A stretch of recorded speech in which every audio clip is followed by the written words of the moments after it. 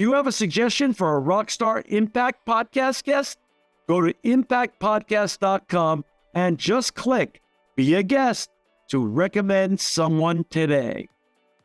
This edition of the Impact Podcast is brought to you by ERI. ERI has a mission to protect people, the planet, and your privacy, and is the largest fully integrated IT and electronics asset disposition provider and cybersecurity-focused hardware destruction company in the United States, and maybe even the world. For more information on how ERI can help your business properly dispose of outdated electronic hardware devices, please visit eridirect.com. This episode of the Impact Podcast is brought to you by Closed Loop Partners. Closed Loop Partners is a leading circular economy investor in the United States with an extensive network of Fortune 500 corporate investors, family offices, institutional investors, industry experts, and impact partners. Closed Loop's platform spans the arc of capital from venture capital to private equity, bridging gaps and fostering synergies to scale the circular economy. To find Closed Loop Partners, please go to www.closedlooppartners.com.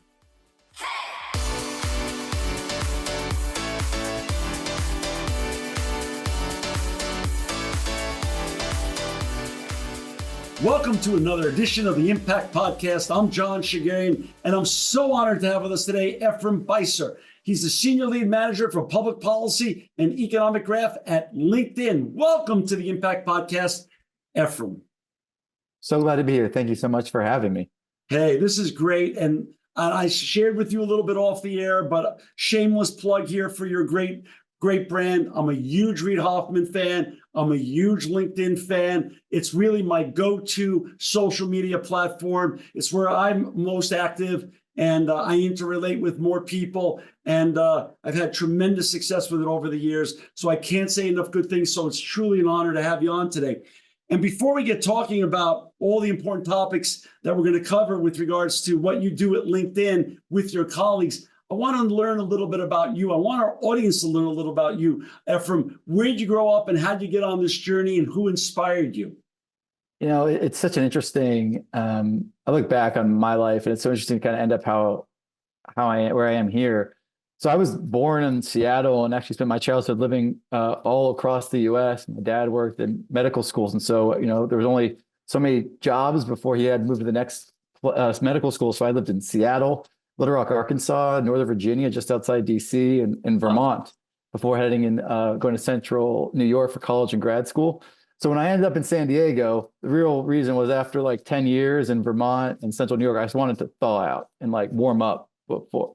That's a good reason. I love that reason. And, you know, but I think there's like, it's interesting. So along the way, I had some interesting experiences. So as an example, in Arkansas, I couldn't go to my neighborhood school because they still had desegregation laws in place. So I ended up going to a magnet school, and I learned a lot about what it means to have privilege, and then how does that contribute to kind of economic opportunity. You know, my first day of college, I was a city planning student, was Hurricane Katrina. And so when I think about kind of mass disasters and like how those connected to my studies, it transformed what I was doing in school. Got to spend time in New Orleans, and it made me think a lot more about how is it that some of these communities are totally disconnected from this broader economy that we hear is going so well. And so that made me think about this area that I want to spend my career focused on, which was economic and workforce and community development. How do you help people get jobs? How do you help companies grow? How do you ensure that those benefits kind of circulate through the entire local economy? And, you know, I think in the process, learn that government, nonprofit, business, no one has a monopoly on doing that work. So for me, it was about how do you get into this work and do so in a way that, you know, you can leverage whatever tools, whichever sector has something to offer. And so that's what I decided I want to focus my career on. And one thing led to another, and I couldn't think of a better place to be doing that work and thinking about that than LinkedIn, where you have now 1 billion people on the platform. When we think about how people find work, we know it comes down to skills and networks, and LinkedIn's the place where those things come together. And if you want to, I get to be on this team that's public policy, communications, and data science. What that means is we're able to take this amazing insight from 1 billion members, 65 million plus companies, millions of job postings, 35,000 unique skills, and share with policymakers and others what's going on in the economy. And that can provide kind of some new granular insights that are complementary to what you might get from something like the Bureau of Labor Statistics. And so for me, that was such a cool opportunity. And we call that aggregation of the economy, of the insights that come from LinkedIn, the digital representation of the economy, we call it the economic graph. And so that's what when we talk about having insights to share, that's where it comes from. And then, we'll talk about green jobs and green skills a little bit. We're able to take from that, 35,000 unique skills. We're able to identify a few hundred of which that are really focused on greening the economy. And that becomes the foundation for some of the really cool work we've been doing on green jobs and green skills and how we move this climate transition forward. Was that your first job out of college, LinkedIn? Were you that zeroed in and focused? Or no, definitely not. And we talk about this at LinkedIn all the time. Career paths are very rarely as linear as we kind of think about them, especially when we're going through school. Right. My first job was at the city of San Diego in the office of the city auditor. And for me, that was an amazing experience to learn how government works, to get into what are the tools government has, especially on the tools government has to support small businesses and help workers learn skills and create jobs. How does government build partnerships with philanthropy and business to do that work? So that was for me where I got kind of introduced to some of this, work in the real world. Right. As a general setup for just LinkedIn and size and scope for our listeners and viewers who are not familiar, 20,000 or so employees? About 20,000 employees around the world. That's right. Over 15 billion in revenue? Yes, that's right. And as a mission, if we were on an elevator together going to the 30th floor and I shook your hand and you said you work for LinkedIn, I said, what's your company's mission? Is it democratizing economic opportunity for the global workforce? Is that a good way to frame it? That's right. We say it's connect every member of the global workforce with economic opportunity. That's awesome. That's just wonderful. So talk a little bit about, so you're the senior lead manager. How many years ago did you join, Efrem? I've been at LinkedIn for 6.5 years. Wow. Okay. So senior lead manager, public policy and economic graph. Talk a little bit about now, connecting the dots, as you say, aggregating all that tremendous, treasure trove of information that you have, and how do you aggregate it to do the good that you do? Yeah, so it's interesting. I joined LinkedIn 6.5 years ago because when I think about who has insights and features that could help people get back to work faster, especially how to help government better deliver public employment services, things like job search and job training, LinkedIn was such a kind of unique space for that. One, because you have insights about how people actually find jobs, how companies actually look for talent, and then these other labor market insights about what skills are growing, not only what skills are growing in demand, but where are they growing, in what industries, in what titles. And that's really an interesting perspective. So for me, that's what drew me to LinkedIn. And a few years after joining LinkedIn, we, as I mentioned, identified these green skills within the that taxonomy of 35,000 unique skills. Sure. And for us, that became really important. One, and because we knew that a lot of economic development plans that countries and states, regions were going to come up with were increasingly coming back to how do we position our economy to meet this moment for the climate. And that's both because I think they realized that it was like a planetary imperative, but there's also a lot of economic opportunity for workers if we can be able to plug more people into this. I often think about this whole conversation of, well, if we're going to be doing this work for every member, we bold and underline every member in our kind of that vision statement I shared. How do we make sure that folks who've maybe been marginalized, have not been included in a lot of the economic opportunity, how do we make sure that this big transition that's coming, that as many people as possible are able to participate? As a macro concept, since Biden announced and rolled out with his administration the IRA, Inflation Reduction Act, have you seen a massive trajectory of upward pressure for green hiring and green skills in the marketplace? So it's really interesting you bring that up because there's a report that came out a few weeks ago that said that 270,000 jobs have been promised so far by companies who've made investments kind of tied back to the IRA. Sure. What's really interesting from my perspective is those jobs haven't shown to necessarily yet become job postings. So what we see already in the data is that demand for green jobs is increasing twice as much as supply of green talent is increasing, and that's before a lot of these jobs show up. So if we think green talent demand is already accelerating, it's only going to accelerate further because that's where the market is headed. That's where the policy environment is going. So what that tells us we have to do is accelerate green talent development. By that, I mean accelerate the number of workers across all industries, especially things like battery manufacturing, things connected to the EV and battery supply chain, around building retrofits, but a whole variety of jobs. We have to get folks green skills so they can compete in that and be ready for that market. Maybe a few other stats that I think really illustrate this point. The other thing we saw in the US in 2023, at its peak, the LinkedIn hiring rate, which is like a measure of economic churn, was 44% higher for workers with green skills than for the workforce overall. Well, that just reinforces this high demand already right now for workers with green skills. And that's across all titles in all industries, not just say renewable energy or EV manufacturing or the associated supply chain. So that says something really important, that we not only have kind of, again, that planetary imperative to invest in workers getting skills to help fight climate change, but employers are demanding it. So if we're going to actually meet employer demand, that's going to be a major imperative. Today, when we look at our insights, we see that only 1 in 8 workers has a green skill, which, on one hand may seem like a lot, but if we think about the fact that we need a whole of economy shift to meet this moment, that's right. Every job, every industry's got to change. 1 in 8 is not going to cut it. We have to figure out how to get that number much higher. So, that I think to me just really reinforces this idea that it's, we can do a lot of policy work. I think the IRA has done an amazing job on kind of creating demand for green jobs. And now we have to do the part to make sure that workers are there to fill those jobs.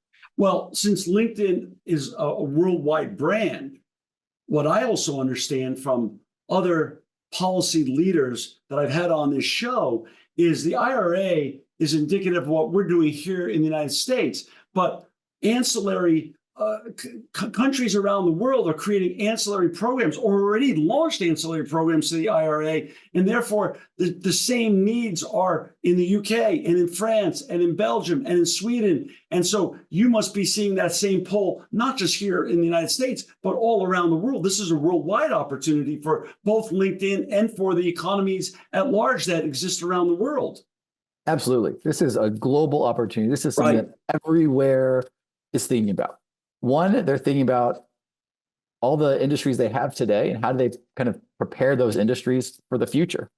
If you're in Germany and you're thinking about, we're an auto manufacturing powerhouse and we're going to have to be changing the way we build our cars. We already see kind of what we call EV skills. That's a subset of those green skills showing up in the data among auto manufacturing. And, places like Sweden and Germany are some of the fastest and have the highest concentration of those auto workers with EV skills. And of course, those show up not just in kind of the auto industry, but they also show up in the utilities and power generation, because now you have to rethink your grid and rethink how you manage your grid to withstand new demands for electricity.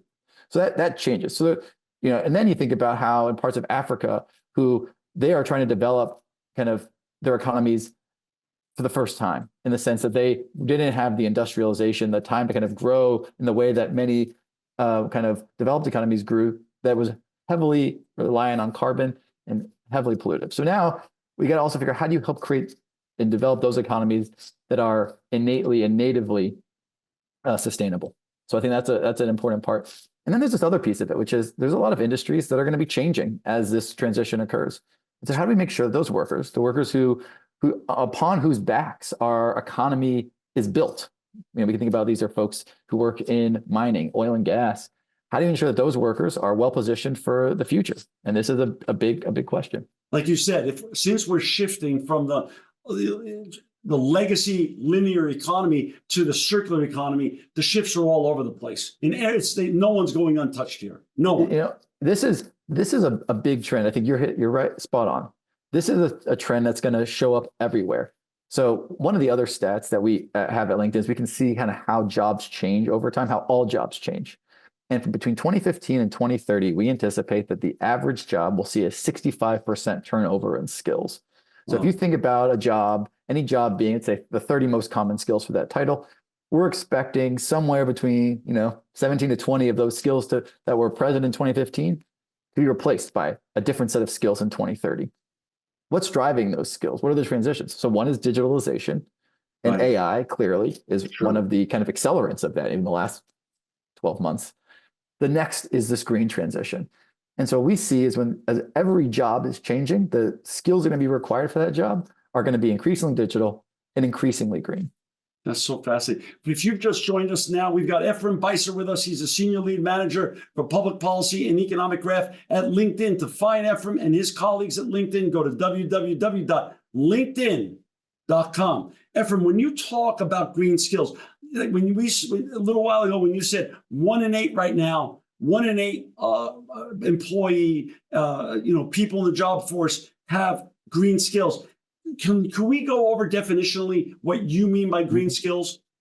Yeah. So as I was saying, any job can be broken down to the skills that you need to exercise or use to do that job. Right. And so we look at the green skills as the skills within a job that are kind of focused on a sustainability effort. Could be related to, things like disaster mitigation, climate or carbon reduction.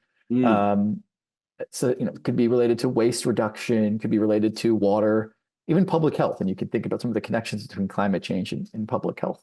Sure. And so that we can look at, because we can take this granular skills view in general of all jobs, we can look at which of those skills kind of are connected back. And so we worked with a team of taxonomists. So a role I didn't even know existed. And a set of outside experts to figure out what are green skills. And then can we use that insight about what are green skills to then tell you other things about what's happening in the economy. So for example, most people talk about green jobs. And the way we think about green jobs, those are jobs whose core purpose is to green the planet. And you would very likely see that they always require a set of green skills, and they have a higher concentration of green skills among kind of the most common skills required for that job. But we also see that green skills are increasingly required across jobs that don't stand out as obviously green. And I think this to me, is one of the core insights as somebody who I don't think I have necessarily an obviously green job, but to be a public policy professional today and not know what scope 1, scope 2, and scope 3 are, right. Like it doesn't work. If you're not going to be thinking about some of the carbon reporting regulations that might influence that a company would have to comply with, like that's a part of what being a policy professional today looks like. But it shows up in other jobs too. So one of my favorite examples is folks who work in supply chain. This is a job that I don't think of as the place where folks who are climate warriors gravitate towards. But when I think about how most companies are going to reach their sustainability targets, where their emissions are, they're in their supply chain. And it's in the things they buy, the materials they use. That's true for companies like LinkedIn that don't actually have hardware. We don't build anything, but we do buy power. We do have data centers. And there are other companies who, they have to think, how do they source materials? I was at COP28. I was listening to, companies like Volvo Group or McCormick, the spice company, talk about how they have to radically change how they engage with the supply chain. And so that means that the supply chain professional, that is a person who's now is on the front lines of fighting climate change. And that job, the skills, the things they have to do changes drastically.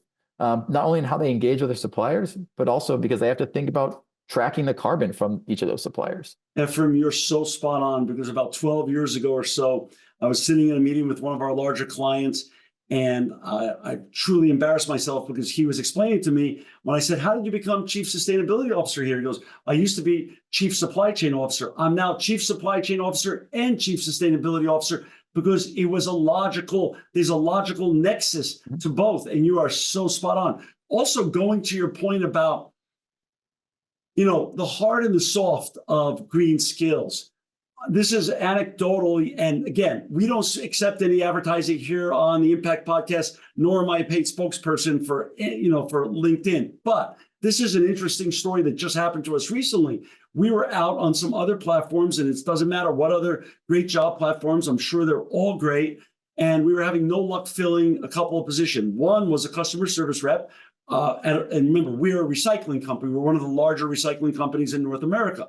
Second was a technology position. And we weren't having any luck. I then asked my social media director to connect with our HR director and then to post those job offerings on LinkedIn. And literally within 10 days, both of those jobs were filled. So it's so interesting that people think of some of the more iconic brands when it comes to advertising for prospective employees. But I don't know if they understand that LinkedIn is one of the greatest places to zero in and grab some of the best talent that's out there. Yeah, we've actually thought about this a lot, both from the insights side, and we can talk a lot about how to skills, even that story you mentioned of how somebody from supply chain became a sustainability leader, how skills-based approaches to hiring and talent development are really, really essential to meeting the demand, especially because these jobs are new and growing. So you can't rely on people who've done the work before. But this other story you're talking about is, how do people find jobs, especially jobs where there's a connection to the planet? So one of the features we actually created on LinkedIn as a way for companies to kind of say, here are my values. My values could be things like DEI, career growth, work-life balance, volunteerism, and environmental sustainability. And we did that because what we know about workers is workers want to, especially younger workers, they want to work at companies who share their values. And one of those core values that's really interesting is they want to know that they're working at companies who are making a positive impact on the planet. And obviously, a company that's as you all are focused on recycling, that's such an important piece of the puzzle.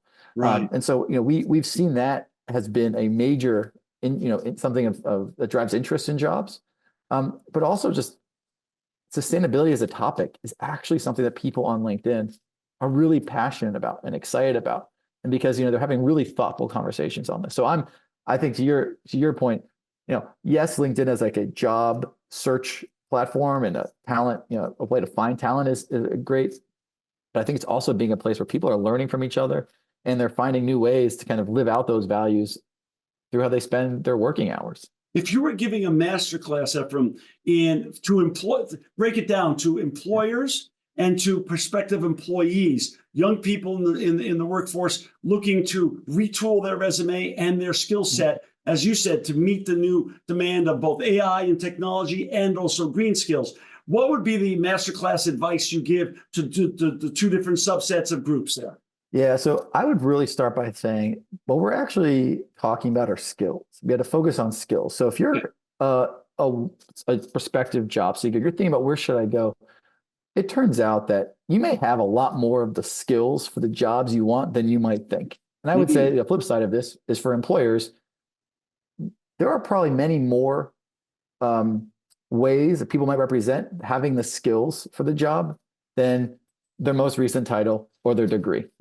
So as an example of this, we did a report where we looked at what impact does having these skills first practices actually mean. So one of the most in-demand jobs is, say, a title like marketing manager. Right. It turns out that 25 other titles share at least 7 of the 10 most common skills for marketing manager. And so if you were, a recruiter and you're saying, hey, I need to go find a marketing manager, the first thing you might do is say, type in a search for who's a marketing manager today. Turns out that's a really limiting that's going to give you a very limited applicant pool, overly limited in the sense that there's a much larger pool of people qualified to do the job. And you might want to find some of those, reach those pockets of untapped talent. Right. And so what I would say to employers is when you think about how to do a job search, think about what skills you need and what things somebody can learn on the job. And I think this is really important in the climate conversation. Most of the jobs, especially these jobs that are new or growing, one, there aren't people, if you only were to focus on recruiting people who previously held that title, we will never, ever meet the demand. And two, any kind of degree program or any focused credential program is so new. We're not pumping out enough people yet to really meet that demand. So that means you really got to take a skills-based approach. And then for workers, when people do a job search, what ends up happening is they might go look for a job that is most like the job they just had. But we know in instances like during the pandemic when folks in food service and retail, like their jobs went away when restaurants closed down. Right. You couldn't just go apply for another job in the industry. There wasn't another job to be had. And so I think for the green transition for workers, especially workers whose jobs may be impacted by climate change and kind of the market responses to climate change, that also says you have a lot of skills. You have a lot of skills that mean you can do many other jobs, more jobs than you might have thought you could do. And so I think it behooves workers to think more broadly, and for the organizations that support them to help them think more broadly about the skills they have and the roles where those skills would apply. On the aggregated information that you have about skill sets, is there a talent gap when it comes to gender? Yeah, I mean, we see this all the time. I think for one of the things that struck me as really interesting is we looked at the green skills gap between men and women, and it's very present. So I said 1 in 8 workers has a green skill. Like that's the global number. Turns out that's 16% of men and 10% of women. So it's not equally distributed. Roughly 2/3 of that green workforce with at least a green skill are men. Only 1/3 are women. Now the women are increasingly, perhaps faster than men, gaining green skills. We have to accelerate that even further if we're going to kind of close that gap. So that I think is a major issue. We know that skills-based approaches generally help women get access to more jobs. So I think that's another reason why companies should think about that. But we have a long way to go if we're going to do this. Now, it's important for a lot of reasons. One, if 51% of the global workforce isn't learning green skills, that's 51% of the workforce that's not contributing as much to solving this kind of global problem. But as we talked about, there's also so much economic opportunity to be had through this transition. And if we want to help groups that have been historically left out, such as women, this is one of those main moments where we have to get this right. So in my mind, it's really important that we invest in STEM skills, because STEM skills end up being an important conduit into green jobs. They're among the most common skills for workers who transition into green jobs. So that's really important. And we see some bright spots. Women are more likely to be developing sustainable development and environmental policy skills, especially important in industries like utilities. So those are some, things we can look forward to. But generally speaking, we have to accelerate that green skills development, especially among women. And from when I was a little boy, first of all, when you turn 62, you applied for Social Security and you rode off into the sunset. A couple months back, Charlie Munger just passed away. He was 34 days before his 100th birthday, and he was still going strong, as is Warren Buffett, as is Bill Gates, as is Bill Clinton, as is Rupert Murdoch, and the list goes on. Working now into your 60s, 70s, and 80s is becoming very normalized and actually very acceptable. Is there an age group when it comes to skills, when it comes to, green skills, given that my generation didn't grow up with any talk of net zero, circular economy, chief sustainability officers, but your generation did. And your children's generation are going to be literally living, eating, and breathing it. It's going to be just part of their culture and part of their DNA. So is ageism a big deal when it comes to green skills? And is there hope for everybody to get reskilled, to become part of this circular economy, sustainability revolution? Yeah, I think this is a really interesting point. So what we see in our insights is that younger workers are more likely to have green skills. Sure. And there's a lot of reasons for that. Partly, in many ways, exactly what you described. If you're going to school today, you're more likely to be getting exposure to the issues of climate change. I think when I was in school, it was just about recycling. It was, right. But now I think it goes much deeper, especially I'm in California. We're talking about this all the time. Right. As we think about what changes to weather, what that means from a preparation perspective. I mean, San Diego just had 2 of its rainiest days on record in the last 6 months. Right. That is, I think, a telling story. So, yes, younger workers are more likely to have green skills. I think I'll use like the finance industry as an example. So finance is the industry that has the least or the lowest concentration of green talent. and that is the lowest percentage of workers with at least one green skill. Now, that seems like that's a big problem. One, that's because finance is such an important enabler to financing and helping scale the solutions. So we have a lot of the technology we need to solve this problem. We just got to be able to scale it, and we need financing to do that, or all over the world. So it's maybe the case that if you're an MBA coming out of business school today with an MBA, you're very likely getting exposure to models of how to do sustainable finance, case studies on sustainable finance, kind of the opportunity and risk profile, which looks a little different for a kind of a climate investment. We cannot wait for a whole new generation of workers to show up. Right. That's not going to fly. Right. So we need to figure out not only how to, create those new programs that are focused on, I'm hearing stories about programs that are being created, especially in places like Tennessee and Georgia, where are all about battery manufacturing, especially the community college level. That was a big part of the investments those states are making to help attract those businesses, because we know the talent and business attraction efforts go hand in hand. So it's great when you create those new programs. It's great when you kind of update curricula to include sustainability. And I think that's really important. Like I said, I studied city planning. I don't think you can go to planning school today and not get exposure to things like sustainable building materials you'd use to build infrastructure that are going to be, help capture rainwater. And manage your urban canopy so that you can deal with the effects of heat. Sure. Phoenix has a chief heat officer now. This is happening. But then, we also have to figure out, great, so we've figured out how to kind of strengthen the pipeline. That's important. But we have so many workers in the workforce right now who need to be retooled with kind of the green skill that helps do their job in a greener way. And so I think and that is a place where governments typically underinvest. I think that is something where we see employers are really leading the way and helping upskill their workforce to meet their own sustainability commitments. But that's going to be really important. That's going to be a kind of the way that we unlock some of this green talent development work at scale. Understood. What role does government have in all this, and how can government also help organizations close the gap here and again, help us get to our goals to decarbonize the planet and cool down this planet before more trouble happens here? Government is going to be essential to this. I think that is both in terms of actual policy and in kind of policy investments, and as an entity that can help set the tone of the conversation. So one of the things that we want to see government do is actually connect the jobs and skills component of this to their core climate change plan. So if you're going to talk about climate change, you can't do that without saying that every megawatt of renewables you want to put on the grid, every ton of carbon you want to pull out of the air, every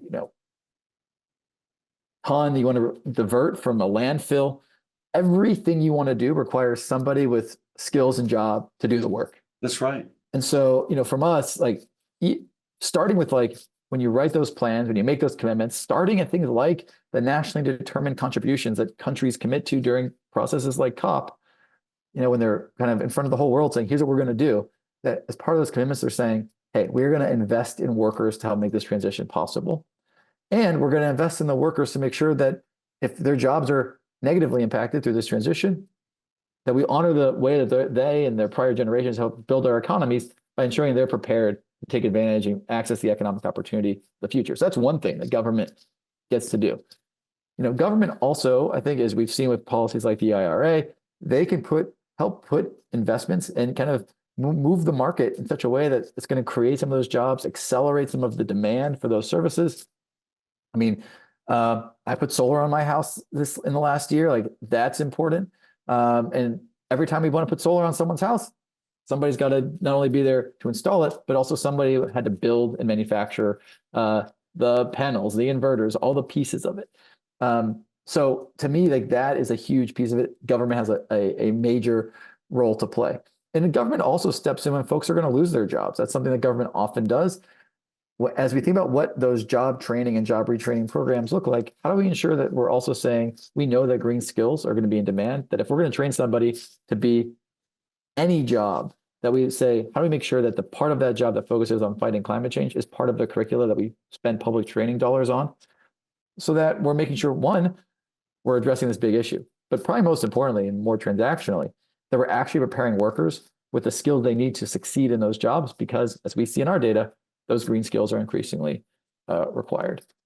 You know, Efrem, there's a growing group of people, and you know this already, you're following this more than anybody, that not only just want to make a paycheck, but they want to make a difference. So they're listening to today's show, and they understand now by listening to you and the compelling evidence that you have on hand there through your aggregation of information processes, that they need to get more green skills to be more desirable, to be hired into the green economy. What couple of tips can you give them to gain some more green skills so they can further their career? Yeah, you know, so I think there's a few things that folks who are interested in kind of spending their working hours on this could do. So one is like, I think people often assume they have to make some big transition to work on climate. And I actually think if you're in marketing, if you're an accountant, if you're in policy, if you're in sales, there is a function, that function exists in companies whose core purpose is to green the planet. That's right. So you don't have to, you know, it actually becomes less about, more about learning kind of what's the relevant issues, the issue set, so you can apply the skills you have to the problems you care about. Like that, I think, is the first thing I would tell people. Start with that. Now, there are other things that if I were going to say, hey, like I care about this problem, where should I start? I would start by saying, what are the fundamentals of climate change? How do I understand the problem? What language do people use? Because I think when employers, especially in space like climate tech, are saying, I'm struggling to find people who really understand this problem. Truth is, it's a pretty narrow set of people who would come in already understanding that problem. What they really are talking about when I hear this is understanding the fundamentals, the basics, the foundations of this challenge globally, and having a vocabulary to talk about it. So that, I think, is really, really important. I also think there's resources from nonprofits like Project Drawdown and others that have actually looked at this in a very role-specific way. And so maybe, we often talk about the way that most people are going to learn green skills are to do their current job at their current company in a more greener, more sustainable way. And so I would think about that for your own role.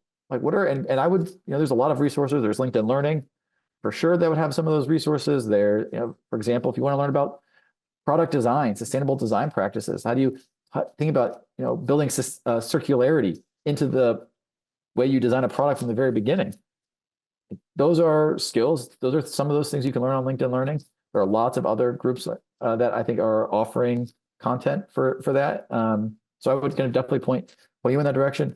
LinkedIn, we have this partnership with Microsoft. So we have this effort called the Global Skills Initiative, where we have unlocked learning pathways, so made available at no cost to anyone with a LinkedIn profile, the ability to kind of take courses that prepare you for some of the more in-demand jobs, digitally enabled in-demand jobs, including a sustainable tech pathway. And that sustainable tech pathway, I think, is a really great precursor to some of the other things you might want to learn, because it starts with the foundations. You don't have to, not very technical, but when we talk about climate change, when we talk about circularity, when we talk about scope 1, scope 2, scope 3, what do we actually mean? How can you actually use those words in a way so you know what's behind them? That's right. That's probably, where some of that's the place to start. And then, of course, there are ways, if you're looking to make a more drastic transition, you can go take more focused learning, credential programs, certificates. I think we're seeing kind of degrees pop up in the space at the undergraduate and graduate level. So that's exciting. But again, a lot of these jobs don't require degrees, especially a lot of the jobs that I think the IRA has initially supported: manufacturing, construction, infrastructure. Those are jobs that you don't need college degrees for. So I don't want people to think that, okay, I need to go get a lot more education to do this work.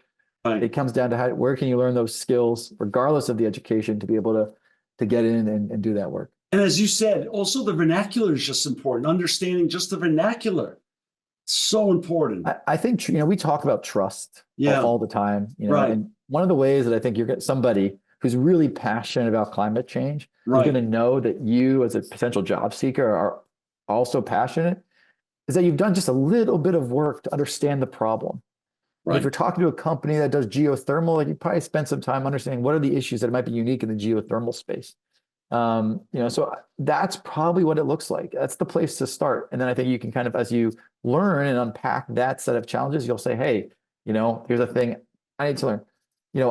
When I was getting the solar put on my house, the solar consultant, that's actually a job we see on LinkedIn that a lot of people get into Right. without any prior green experience. Right. And what do they have? They have project management skills. They have kind of sales skills. And essentially, a solar consultant does consultative sales, and they use a new suite of tools that kind of use Google Earth to assess where on my roof is the best place to put panels, because what they're going to do is design my system. Right. So, like, you can kind of see very clear that if you're a good consultative salesperson, you've got kind of the foundation there. And if you've got a passion for kind of renewables, learn a little bit of the language, and you're really well positioned to do that job. That's so interesting. When we're going to put in our show notes, we're going to put some of the links to some of the programs you just mentioned so our listeners and viewers can access it real easily. Efrem, when you're meeting with your colleagues and you're thinking this through, what's the trajectory look like? How long is it going to take us to close that gap? As you said at the top of the show, right now, your information and your aggregated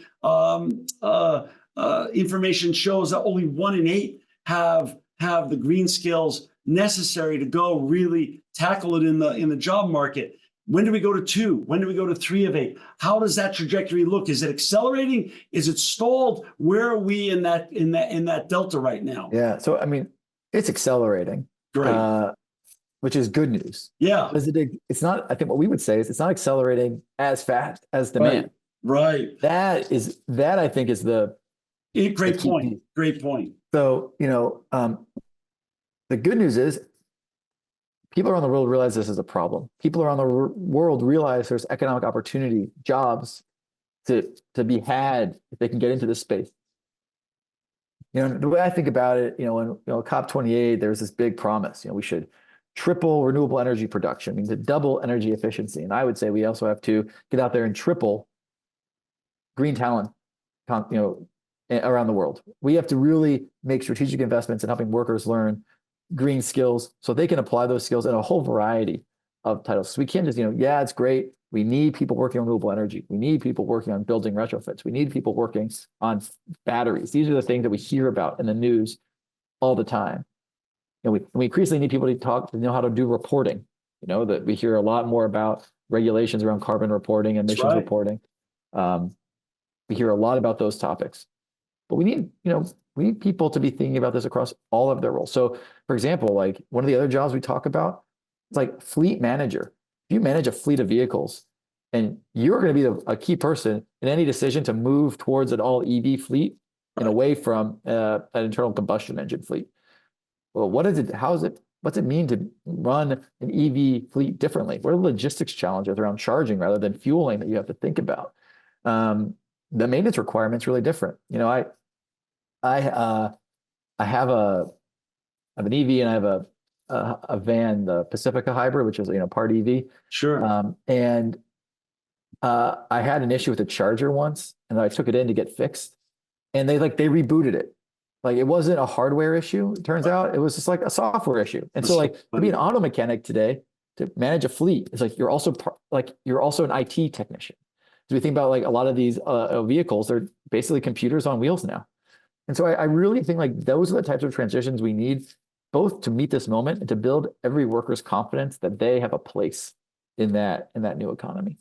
That's so exciting. Hey, for our listeners and viewers, again, to find Efrem and his colleagues and all the great work they're doing, connecting you for all your next green job opportunities on LinkedIn, please go to www.linkedin.com. Efrem, you're always welcome back here on the Impact Podcast to share the journey that you're on. It's a fascinating journey. It's a very important one. And the information you gave us today is really, really critical for the future of this planet. I thank you and your colleagues, not only for the time you spent here today, but thank you all for making the world a better place.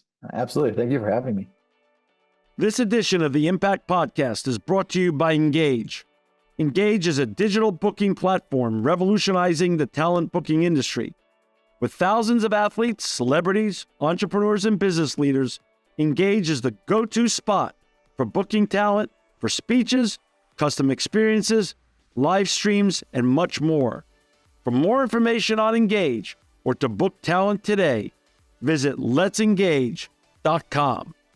This edition of the Impact Podcast is brought to you by ERI, ERI has a mission to protect people, the planet, and your privacy, and is the largest fully integrated IT and electronics asset disposition provider and cybersecurity-focused hardware destruction company in the United States, and maybe even the world. For more information on how ERI can help your business properly dispose of outdated electronic hardware devices, please visit eridirect.com.